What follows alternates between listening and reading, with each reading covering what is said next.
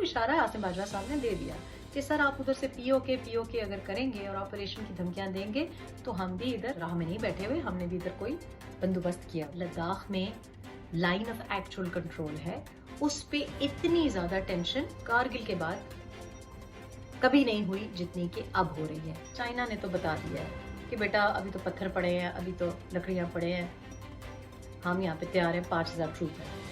और जो फाइनल जो इशू था, जो मैं आज जिसके बारे में बात करना चाह रही थी, वो ये है जो कि अगेन काफी सीरियस है। पिछले 1-2 वीडियोस में मैंने आपको इशारा दिया और तंज़ो मज़ाह में मैंने बात की कि आसिम बाजवा साहब लगता है कि बेचारे एक तो पॉलिटिकल रोल में आ गए हैं, स्पोक्स पर्सन तो वो प्राइम मिनिस्टर के हैं, लेकिन प्राइम मिनिस्टर तो कुछ और किसी और के स्पोक्स पर्सन बने हुए हैं। तो मैंने इस तरफ इशारा किया कि प्राइम मिनिस्टर साहब को एर्तुगरुल हुआ है, उनको खिलाफत उस्मानिया के ड्रामे आजकल बड़े पसंद आ रहे हैं, इसमें कोई एतराज की बात नहीं है। खिलाफत उस्मानिया हम सबकी तारीख है, लेकिन हमारी कुछ और तारीख भी है। और हालिया तारीख में हमने ये देखा है कि पाकिस्तान की हुकूमत, पाकिस्तान की, आपके अपने ही बल्कि मिनिस्टर साहब कह रहे हैं, फवाद चौधरी साहब, कि पाकिस्तान ने माजी में और हाल में भी सऊदीया के साथ एक बहुत क्लोज रिलेशनशिप रखा है, और वो तो यहाँ तक कहते रहे हैं कि हमने उनसे पैसे लिए हैं। ये आपके मिनिस्टर साहब कह रहे हैं, फवाद चौधरी साहब कह रहे हैं। और आप से अगर किसी मॉर्निंग शो में पूछा जाता कि आप आजकल क्या टीवी पे देखते हैं, तो आप हंसते मुस्कुराते हुए कह सकते थे कि जी टर्किश लोग बड़े अच्छे ड्रामे बनाते हैं, हम वो देख रहे हैं, आप ये कह सकते थे। लेकिन आपने एक ऑफिशियल स्टेटमेंट दी है, आपने ऑफिशियली, मैंने नहीं देखा कि आपने कोई पाकिस्तानी ड्रामा या पाकिस्तानी फिल्म या कोई चीज एंडोर्स की हो, लेकिन आपने एक टर्किश ड्रामे को पब्लिक और एक ऑफिशियल प्राइम मिनिस्टर की एंडोर्समेंट दी। Very nice. लेकिन प्रॉब्लम इसमें क्या है, क्योंकि वो जो ड्रामा है वो टर्किश मॉडर्न डे जो एक मुहिम है वहां पे, और जो उनकी सियासत है, उनके ड्रामे इस चीज की अक्कासी करते हैं। हर कंट्री में से जो एक कहानी निकलती है, जो बयानिया होता है, वो फिल्मों के थ्रू और ड्रामों के थ्रू सेट होता है, और हर मुल्क का ये हक है। हम देखते हैं ISPR वार बनाती है, ये भी अहद वफा बनाया है, ठीक है, ISPR का, आर्म्ड फोर्सेस का, क्योंकि आर्म्ड फोर्सेस का पलड़ा भारी है, हमारा एक डिफेंस का बयानिया है, नैरेटिव है, तो ये हमारा नैरेटिव है। इंडिया से आप देखेंगे, उनकी आजकल आप फिल्में देख रहे हैं कि उनकी फिल्मों में आप पद्मावत हो या अभी हाल में जो अभी एक और भी फिल्म आने वाली है, और कुछ और भी फिल्में बनी हैं जिसमें अफगानी मुसलमानों का जो रोल है वो बहुत नेगेटिव दिखाया है, और जो हिंदू राजपूत हैं, क्योंकि ये वहां पे आजकल बयानिया सेट है। तो इसी तरह से टर्की में एक बयानिया है जो कि एर्दोगान साहब का बयानिया है, और वो वहां के लीडर हैं, और वो उनकी हिस्ट्री भी वो है, जाहिर है खिलाफत उस्मानिया टर्की की हिस्ट्री है। तो मैंने आसिम बाजवा की जब देखा टाइम लाइन, तो मुझे लगा कि वो बातें जो प्राइम मिनिस्टर को करनी चाहिए आसिम बाजवा साहब कर रहे हैं, और आते ही कर रहे हैं। यानी 6 दिन के अंदर उन्होंने 6-7 ट्वीट्स की, और उनमें ट्वीट्स बड़ी रिस्पॉन्सिबल ट्वीट्स थी, लेकिन एक उन्होंने जाविया दे दिया। और मैंने इशारा किया, और आज मैं वाज़ेह तौर पे कह रही हूँ कि एक ट्वीट उन्होंने कही कि जनाब गिलगित बल्तिस्तान में दायमिर भाषा हो या गवादर एयरपोर्ट हो या सीपेक हो, तमाम चीजों की तरफ उन्होंने वाज़ेह इशारा दिया कि हम चाइना के साथ वहां पे काम कर रहे हैं, तेजी से काम कर रहे हैं। गवादर एयरपोर्ट भी इंशाल्लाह, गवादर यानी कि बलूचिस्तान, आपको पता है बलूचिस्तान पे दुश्मनों की नजर रहती है, इसी तरह से गिलगित बल्तिस्तान हो जाए, दायमिर भाषा हो जाए, ये सारी स्ट्रेटेजिक चीजें हैं, और ये हमारी जो एक स्ट्रेटेजिक पोजीशन है उसके साथ टाइड है। तो इशारा आसिम बाजवा साहब ने दे दिया कि सर आप उधर से पीओके अगर करेंगे और ऑपरेशन की धमकियां देंगे तो हम भी इधर राह में नहीं बैठे हुए, हमने भी इधर कोई बंदोबस्त किया हुआ है। अब जब आर्टिकल 370 रिवोक हुआ इंडिया में पिछले साल 5 अगस्त को जब हुआ, और 35A के ऊपर बातचीत हुई, तो हमारे माशाल्लाह पप्पू प्राइम मिनिस्टर ने कहा कि हम धूप में 1 घंटा खड़े होंगे। एक दिन 1 घंटा खड़े हुए, अगली दफा मेरा ख्याल है भूल ही गए, फिर शायद आधा घंटा खड़े हुए। ये हमारी जिद्दोजहद थी कश्मीरी अवाम के हुकूक के लिए कि आर्टिकल 370 हटा है, आर्टिकल 35A के बाद हमने ये एक जिद्दोजहद की। हमने یہ ایک ٹیپو سلطان تو نہیں بن سکے لیکن ٹویٹو سلطان ہم بن گئے، اور ہم نے یہ اپنی جدوجہد کشمیری عوام کی 72 سالہ جدوجہد، ان کے ساتھ جو ظلم ہوا، ان کے اوپر جو ابھی تک ڈبل لاک ڈاؤن ہوا، اس کے لیے ہم نے اپنا حصہ ڈال دیا، اور اللہ اللہ خیر سے اللہ کر کے ہم بیٹھ گئے. پھر ہم نے دھوپ میں کھڑا ہونا بھی چھوڑ دیا. لیکن چائنا ہے.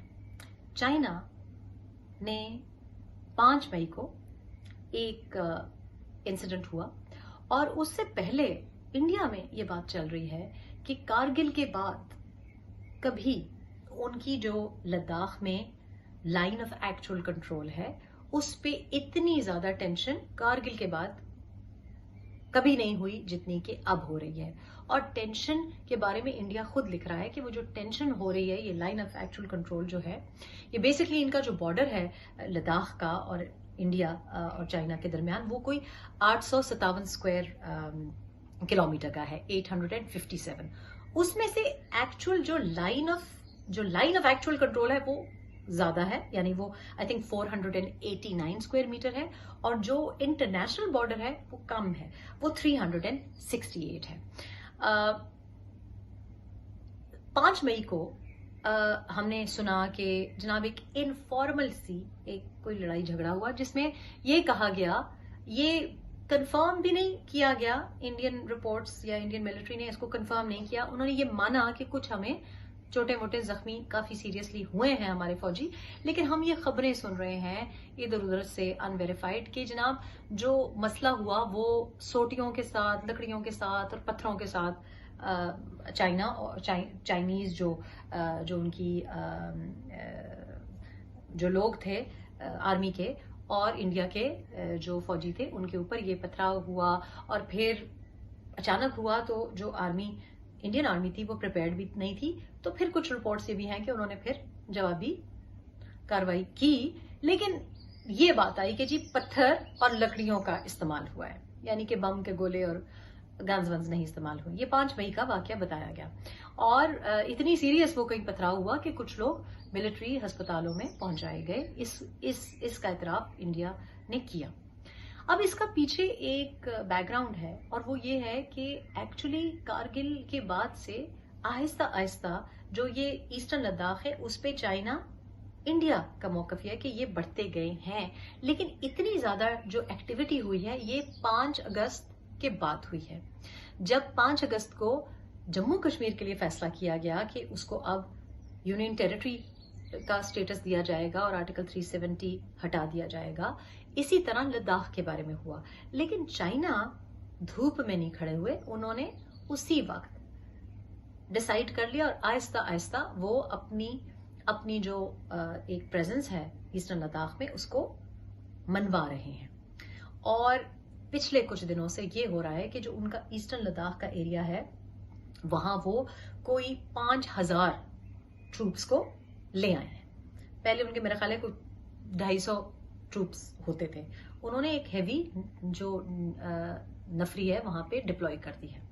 اب ضروری نہیں ہے کہ یہاں پہ جنگ ہو، لیکن ایک جب آپ ڈپلوائمنٹ کرتے ہیں تو آپ دشمن کو اشارہ دے دیتے ہیں کہ بیٹا ہم سوئے پڑے ہوئے نہیں ہیں، ہم بے ہوش نہیں ہیں، واچ اٹ.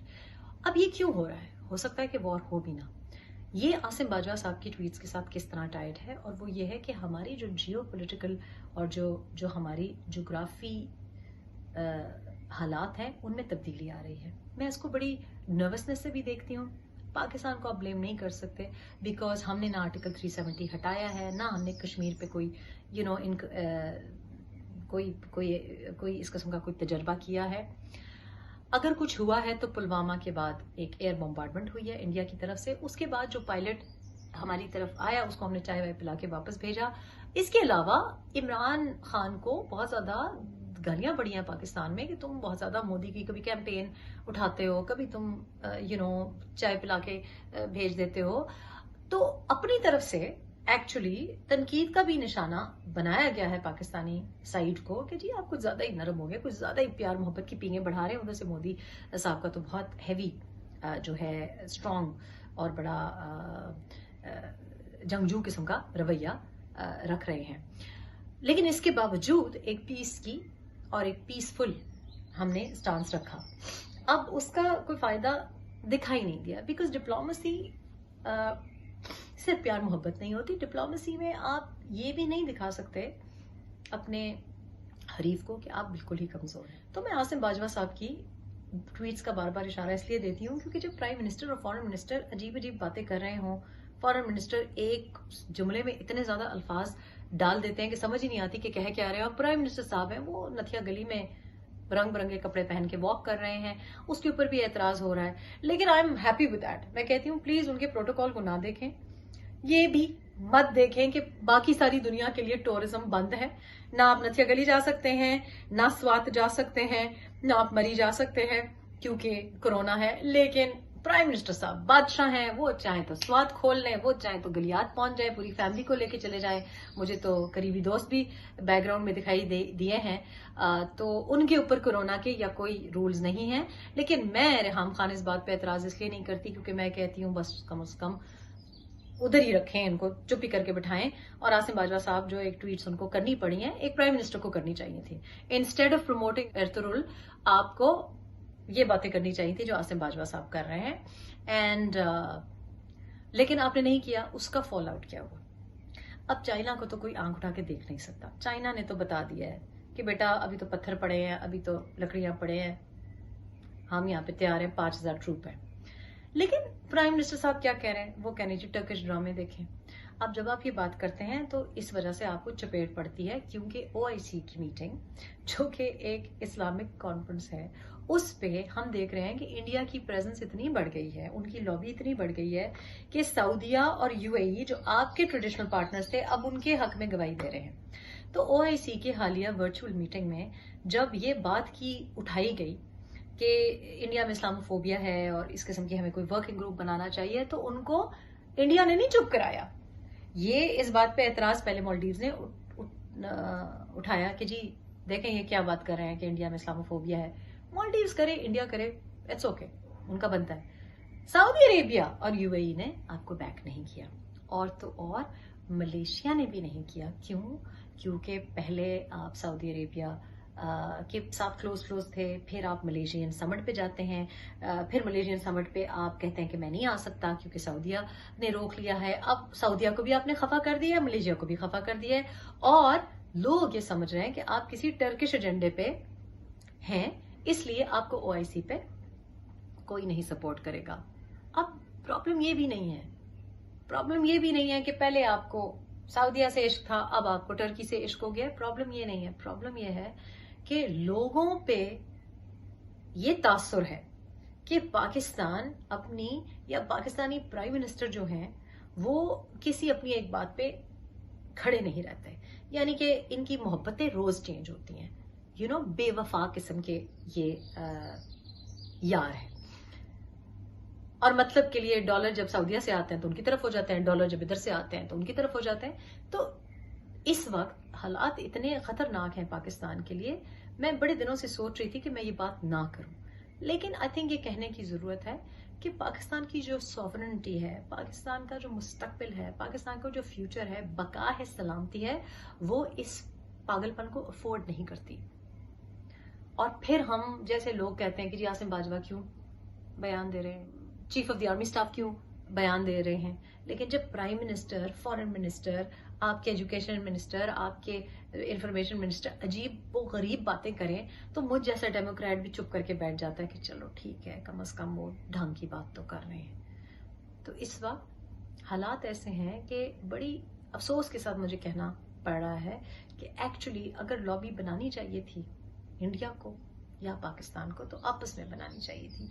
ये दिन ही नहीं आना चाहिए था कि हम वो कंट्रीज, अमेरिका हो या सऊदिया हो या टर्की हो, जो कि हमसे फिजिकली दूर हैं, बॉर्डर्स जिनसे दूर हैं, उनके साथ लॉबिंग करते हैं, और जो साथ हमारे हैं उनके साथ लॉबिंग नहीं करते। स्ट्रैटेजी तो ये होनी चाहिए थी कि खुशहाली इस खत्ते की ट्रेड में है, चाहे वो चाइना की खुशहाली हो, चाहे वो अफगानिस्तान की खुशहाली हो, चाहे वो ईरान की खुशहाली हो, चाहे वो पाकिस्तान की खुशहाली हो, चाहे वो इंडिया की खुशहाली हो।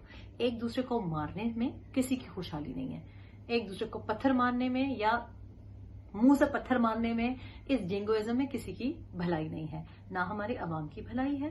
कोरोना के बाद ऐसे भी बहुत ज्यादा मईशत पे, सब मईशतों पे प्रेशर पड़ेगा और लॉन्ग टर्म आपके सियासी करियर्स को भी, आपकी कुर्सियों को भी इसमें कोई फायदा नहीं होगा। तो अब भी समझ जाएं, जिंगोइज्म तक ठीक है, लेकिन मेरा ख्याल है कि trade, peace, aggressive working towards peace, not aggressive working towards aggression. That should be the key. Think about it, and I hope that things improve.